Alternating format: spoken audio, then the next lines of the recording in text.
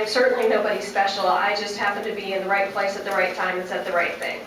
I want to go back a few years. As we all remember, September 11th of 2001.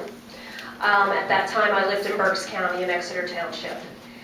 And days after the attacks, my husband and I went to the Sovereign Field to watch the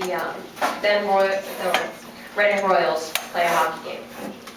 And something very profound happened that night. And I don't know if anybody else was there that evening, but a lady came out onto the ice to sing the Star-Spangled Banner.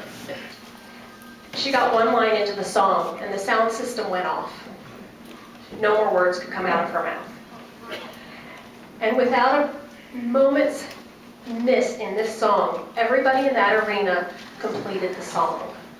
Throughout the Star-Spangled Banner, everybody joined in, hundreds of people, and sang that to the end. I get chills just thinking about it. That was the most profound thing I've ever seen in this country in my life. And it was amazing. And right now I know we're all looking for that moment. We're looking for that time when we can all join together and take our country back. But this time it's not because the towers have fallen because of planes that were run into them. This time it is because our government has gone awry. Now many of you for years have been fighting this battle. And you've probably been racking your heads trying to figure, what can we do? What can we do to wake up more people? The time has come. For those of you who've been fighting this for 20, 30 years, 10 years, the cavalry has come. And the cavalry is right here. The cavalry is across the country, just like each and every one of us. And of course on Saturday, who here is going to be going to D.C.? I know we've been going over and over and over again, but this is what I believe is the last stand. We can't let this happen. I have a 5-year-old and I have a 7-year-old. I'm a stay-at-home mom. And I refuse to let this government rule in tyranny over my kids. I won't have it.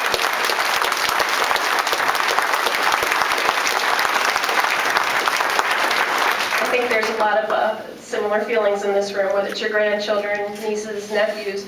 We don't want this. What I'd like to explain to you tonight is when I had my confrontation with Senator Specter, I wasn't bussed in. I wasn't paid. I wasn't a plant by the GOP. Of course, I've been told that many times. I'm a mom. I live 5 minutes from where the town hall happened. I knew that was the moment we had to go and confront the senator. How often do you get a chance to go speak to Senator Specter? Not very often, do you? So myself, along with 2,000 other people from Boyertown, Lebanon, probably Berks County. I don't know if anybody from here was there. There we go, my brother. Here we go. We lined up outside, and 250 of us were allowed inside that building. When we walked in, each of us got to take a number to ask him a question. I was lucky number 7. And as the town hall began, there were a lot of people that had great questions, and I realized that the question I was going to ask has already been asked, and then it happened again, and it happened again. As I was thinking about it, I realized, you know, all these questions are great, but there's something that we're forgetting. It's the Constitution. Senator Specter and all these people like Nancy Pelosi up on Capitol Hill, they have desecrated the Constitution. Yes. They act like it's not important. You can see what's going on right now with this health care bill. They don't think it's important at all. But I'm here to say with you guys, it is important. Because if we do not uphold the Constitution, what's left? Nothing. So that day at the town hall, my question to the center was this, and I'll reiterate what I had said. My question was, I'm a Republican, but first and foremost, I'm a conservative. He said, this isn't about health care, it's not about TARP, it's not about left and right. This is about the systematic dismantling of this country. I said, I'm only 35 years, I've never been interested in politics. You have awakened the sleeping giant. We're tired of this. That's why everybody in this room is so ticked off.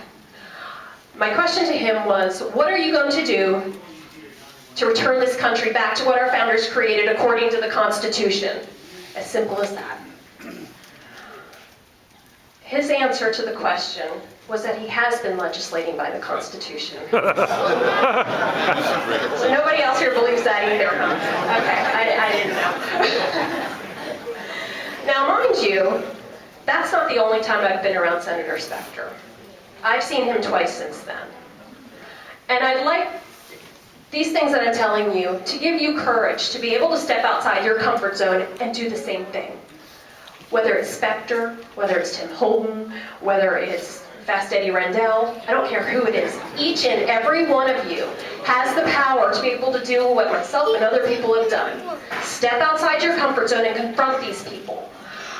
In November, I contacted Senator Specter's office. The Michelle Bachmann rally was going on November 4th, and I went down for that. I don't know if anybody else went down. Okay, we've got a few hands that went. I set up a meeting with Senator Specter. I was allowed to bring 6 people into the office with me. And I went in with these people that I never met before. I found them on the internet from across the state of Pennsylvania because I felt we need more representation than just Lebanon. So I got 6 other people, and we went into Senator Specter's office.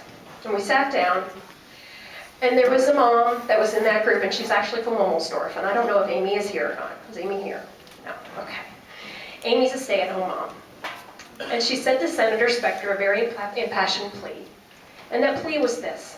She said, my 16-year-old son came to me, and he asked me, why is it that we have to pay our bills and the federal government doesn't have to pay theirs?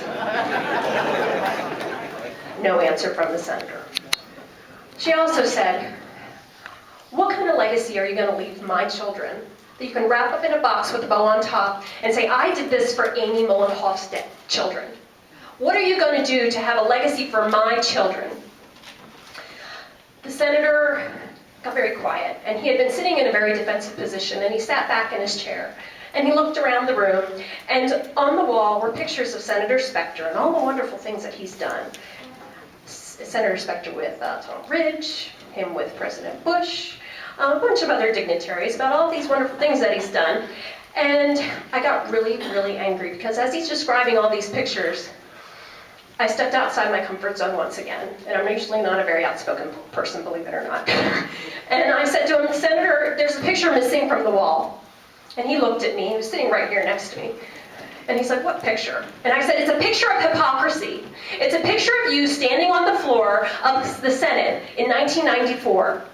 You were telling the people in the Senate that the healthcare at the time, you were voting against it. Because there were 111 different bureaucracies that were going to be created between the people and their doctors. Now you're for it. What happened? Change parties. He said that he didn't. He said he didn't do that. This is the problem with that's going on in this country right now. We have people that are disillusioned, that have been in office for way too long. We've got Senator Specter. He's been in office most of my life. There's something wrong with this. When George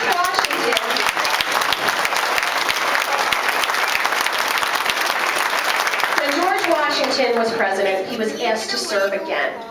He said no, because he knew he had to go live back under the laws which he had created.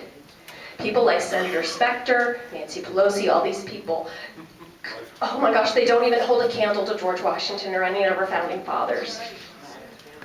So I ask of everybody here, you know, they're passing around petitions and everything for people to sign and help out. Whatever your passion is, whether it's making phone calls, handing out flyers, whatever it could be, we are the ones that are going to change this country. Whether it's as simple as making a phone call to your congressman and saying, vote no on the bill, that's something. Step outside your comfort zone. You can do this. We are the reason that this country is going to get right back on track. And also, I ask you, for those wonderful people who are running for office, there's a bunch of them out there. Find them and help them. Because if we don't help them, we're going to end up with another Senator Specter. Yep. And I will not allow it. And I hope you will not allow it either. Because this country deserves a lot better than someone like him. Yeah.